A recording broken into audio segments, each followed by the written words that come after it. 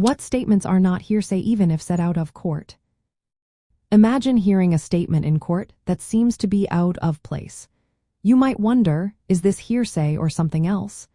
Let's explore which statements are not considered hearsay even if they are made outside the courtroom. First, think about statements that have a legal effect on their own. These are called verbal acts or legally operative statements. For example, if someone says, "I accept your offer," that statement creates a contract. It's not about what's true or false but about the act of accepting. These words are not hearsay because their purpose is to show the act, not to prove the truth of the statement. Next, consider statements offered to show how they affected the listener. For instance, if someone warns another person about a dangerous dog, the purpose is to show that the warning was given, not to prove the danger was real. The statement's value lies in its impact on the person who heard it, not in its truth. Then there are implied assertions. These are statements that say one thing but suggest something else. For example, if someone says, "It's cold in here," they might be implying that they want the window closed. The statement itself isn't the main point, it's the implied message that matters.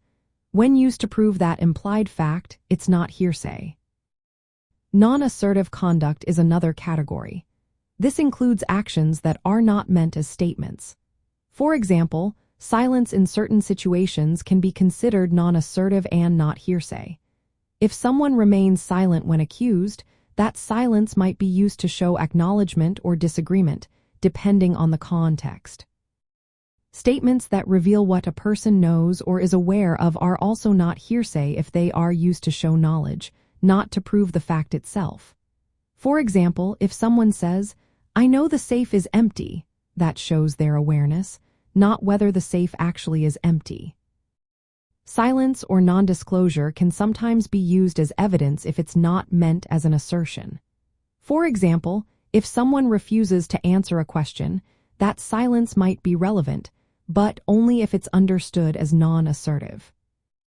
Another important category involves statements used to challenge a witness's credibility.